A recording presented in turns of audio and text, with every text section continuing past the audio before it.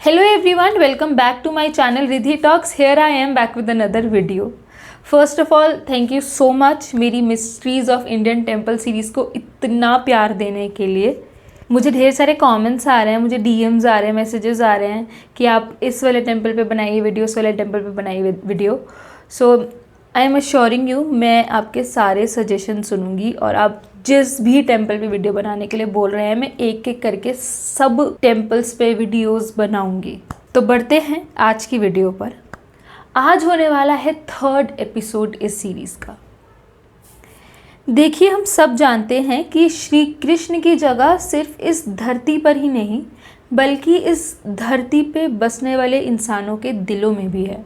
लेकिन आज मैं आपको श्री कृष्ण के एक ऐसे अदृश्य साम्राज्य के बारे में बताने वाली हूँ जो धरती के ऊपर नहीं बल्कि समुद्र की गहराइयों में है, जहाँ पे एक टाइम पे श्री कृष्ण ने अपनी सत्ता जमाई थी और वहाँ आज की डेट में कुछ नहीं बल्कि सिर्फ लहरों की आवाज़ें हैं। जन्माष्टमी के इस अवसर पर हम बात करने वाले हैं गोमती नदी और अरब सागर के संगम पे बसने वाले एक ऐसे विश्वास और एक ऐसे इतिहास के नगर को जो आज भी भक्तों के लिए देवभूमि है। आज हम बात करने वाले हैं श्री कृष्ण की नगरी द्वारका के बारे में। So without wasting any time, let's get straight into the video. Vishnu ji के 4 धामों में से एक द्वारका गुजरात के जामनगर डिस्ट्रिक्ट में अरब सागर के किनारे बसा ये शहर, जहां कृष्ण भक्त दूर दूर से प्रभु के सिर्फ एक दर्शन के लिए आते हैं। भगवत पुराण के 10वें अध्याय के अनुसार श्री कृष्ण अपने मामा कंस का वध करने के बाद अपने परिवार और पूरे यादव वंश के साथ मथुरा में ही रहने लग गए। लेकिन कंस वध की खबर सुनकर कंस के ससुर यानी कि जरासंध बहुत क्रोधित हुए और उन्होंने मथुरा पर हमला बोल दिया। एक के बाद एक जरासंध ने मथुरा पर 17 हमले करे। फिर लगातार हमलों से परेशान होकर श्री कृष्ण ने मथुरा को छोड़कर कहीं और जाना ही सही समझा। उन्होंने ऐलान किया कि वो समुद्र के बीचों बीच एक नगरी बसाएंगे, लेकिन यह समुद्र देव की आज्ञा के बिना मुमकिन नहीं था।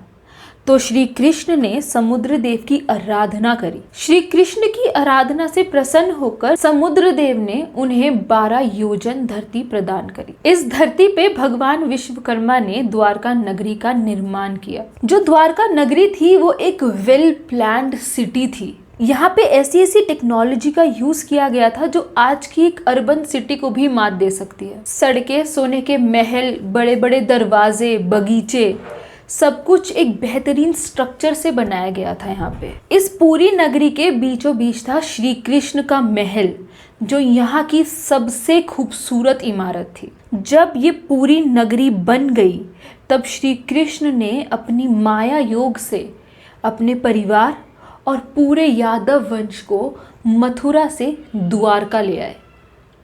जब उन्होंने सबको यहाँ शिफ्ट कर दिया, सबको द्वारका ले आए, तब वो मथुरा गए और मथुरा जाकर महाश्री कृष्ण ने जरासंध और काल्यावन का वध करा। इन दोनों का वध होने के बाद श्री कृष्ण द्वारका आए और अपने परिवार और पूरे यादव वंश के साथ खुशी खुशी रहने लगे। लेकिन बात ये आती है कि जिस तरह इस धरती पे जन्मा हर इंसान सुख और दुख की माया में फंसा हुआ है, उसी तरह श्री कृष्ण भी सुख और दुख की माया में फंसे हुए थे। जब द्वारका नगरी बस जाती है, जब श्री कृष्ण की सत्ता बैठ जाती है, उसके ही थोड़े टाइम बाद शुरू होता है महाभारत का भीषण युद्ध।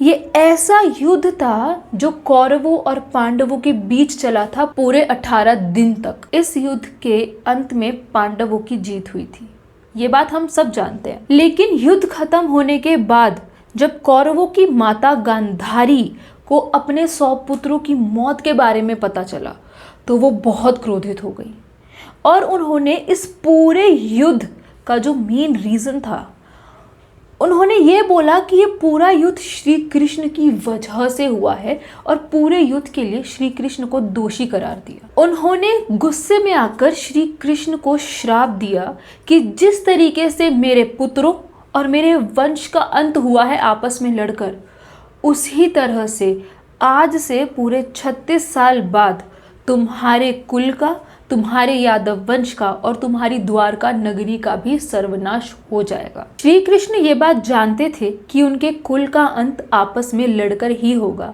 इसलिए उन्होंने चुपचाप वो श्राप स्वीकार कर लिया। अब बात ये है कि इस श्राप के बारे में सबको पता होगा ऑलमोस्ट, लेकिन ये एक लौता श्राप नहीं था जो द्वारका के अंत का कारण था। इसके साथ एक और श्राप था जो यादव वंश और श्री कृष्ण की सत्ता के अंत का कारण था। आइए बताती हूँ वो दूसरा श्राप कौन सा था। एक बार द्वारका के पास बसे हुए एक पवित्र स्थल पिंडारक में कई बड़े ऋषि मुनि आए। जब ये बात कृष्ण जी के बेटे सांब को पता चली तो उन्होंने, कृष्ण जी के बेटे सांब ने और उनके कुछ दोस्तों ने ऋषि मुनि से मस्ती करने का सोचा। जो सांब थे वो एक प्रेग्नेंट लेडी का वेश बनाकर ऋषि मुनि के पास गए और उनसे पूछा कि मेरे होने वाले बच्चे के बारे में कुछ बताइए। अब क्योंकि वो इतने बड़े ऋषि मुनि थे तो पहले के लोगों के पास ना कुछ अदृश्य पावर्स होती थी, तो उनको पता चल गया कि ये लोग सिर्फ मेरा मजाक उड़ा रहे हैं, जिस वजह से वो इतने क्रोधित हो गए कि उन्होंने सांब को श्राप दिया कि तुम्हारे पेट में से एक लोहे का मूसल निकलेगा और वही लोहे का जो मूसल है वो यादव वंश के अंत का कारण बनेगा। इसके बाद जब उन लड़कों ने सांब के कपड़ों के अंदर देखा तो वहां सच में एक लोहे का मूसल मिला। जैसे ही ये बात श्री कृष्ण के नाना राजा उग्रसेन को पता चली तो उन्होंने उस मूसल को लिया और उसके टुकड़े टुकड़े करके समुद्र में फेंक दिया। जब वो टुकड़े समुद्र में गए तो उन टुकड़ों को एक मछली ने खा लिया। उन टुकड़ों को जिस मछली ने खाया था उस मछली को मछुआरे ने जाले में पकड़ लिया। फिर जब वो मछुआरे उस मछली को काट रहे थे तो उसके अंदर से वही लोहे के टुकड़े जो उस मूसल के टुकड़े थे वो उस मछली के पेट में से मिले। तो एक मछुआरे ने क्या किया, वो टुकड़े निकाल लिए और उन टुकड़ों से एक जहरीला तीर बनाया। उस मूसल के टुकड़े टुकड़े हो जाने के बावजूद भी वो यादव वंश के अंत का कारण कैसे बना, आइए बताती हूँ। बात ऐसी थी कि गांधारी के श्राप का समय आ गया था। 36 साल पूरे हो गए थे। यदुवंशी नशे और मदिरा में डूब चुके थे।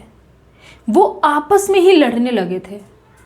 सिर्फ लोग ही नहीं बल्कि कृष्ण जी के जो पुत्र थे वो भी आपस में लड़ने लगे थे। एक ऐसा समय हो गया था कि द्वारका के लोग, वो जो यदुवंशी थे, उनमें आपस में ही युद्ध चालू होने लगा था। और तो और बलराम जी ने भी धरती का त्याग कर दिया था। श्री कृष्ण ने जब ये देखा तो वो बहुत परेशान हो गए और वो पास के ही एक पीपल के पेड़ के नीचे आराम करने बैठ गए। जब वो वहाँ आराम कर रहे थे तो ज़ारा नाम के एक शिकारी ने उन्हें हिरन समझकर उन पे तीर चला दिया। ये वही शिकारी था जिसने उस लोहे के मूसल से जहरीला तीर बनाया था और ये वही जहरीला तीर था जो श्री कृष्ण के पैर पे जा लगा था और इसी वजह से श्री कृष्ण की मृत्यु हो गई और श्री कृष्ण भी धरती को छोड़कर अपने लोक चले गए। अगर आपको श्री कृष्ण की मौत वाली कहानी सुननी है और किस तरीके से ज़ारा ने श्री कृष्ण का अंतिम संस्कार किया था और किस तरीके से उसे श्री कृष्ण का दिल मिला था और पूरी कहानी की वो जगन्नाथ मंदिर में कैसे पहुंचा, उसकी मैंने ऑलरेडी एक वीडियो बना रखी है, वो आपको यहाँ आई बटन पे मिल जाएगी। अब बात करते हैं इसी कहानी पे आगे। जब अर्जुन को श्री कृष्ण की मृत्यु के बारे में पता चला तो उनका हृदय दर्द से कांप उठा। वो दौड़ते हुए द्वारका पहुंचे। पूरी द्वारका उनकी आंखों के सामने आग में झुलस रही थी, लेकिन उस समय वो अपना आपा खोने की बजाय शांत रहे और उन्होंने श्री कृष्ण से दिया हुआ अपना वादा पूरा किया। उस पूरी नगरी में से जितने लोग थे, औरतें, बच्चे, सबको उन्होंने सेफली वहाँ से बाहर निकाला।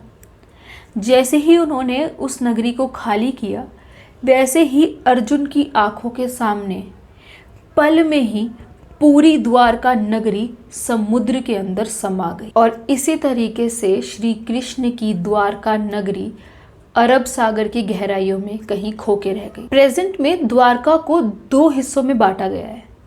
एक है द्वारका, दूसरा है बेट द्वारका।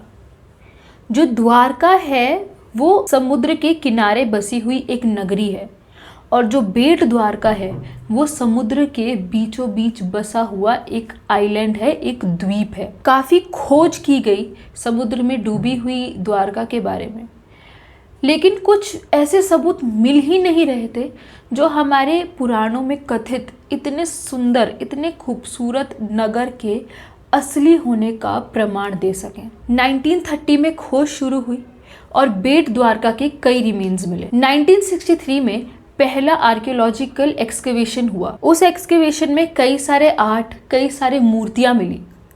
जब उनके बारे में और रिसर्च करी गई तो कई सारी थ्योरी सामने आई, जिसमें से एक थ्योरी ये थी कि श्री कृष्ण जो बेट द्वारका है वहाँ अपने परिवार के साथ रहते थे और पूरी द्वारका का एडमिनिस्ट्रेशन संभालते थे। इसके बाद 1983 और 1990 के बीच एक अंडर वाटर आर्कियोलॉजिस्ट जो है डॉक्टर SR राव, उन्होंने और उनकी टीम ने ये पूरा मिशन कंप्लीट करने की सोची और समुद्र की गहराइयों में डूबकर उन्होंने बहुत सारे रिमेन्स निकाले जो कि रिमेन्स द्वारका नगरी के माने गए। समुद्र की गहराइयों में बसी वो नगरी, वहाँ पे सब था, खंबे, इरिगेशन सिस्टम, जो एक अर्बन सिटी में होता है वो उनको वहाँ सब कुछ मिला। लेकिन इस बात का अंदाज़ा कैसे लगाया जा सकता है कि पानी के अंदर जो रिमेन्स मिले हैं वो श्री कृष्ण के द्वारका के ही रिमेन्स हैं। इन पत्थरों के बारे में रिसर्च करने के लिए जो आर्कियोलॉजिस्ट थे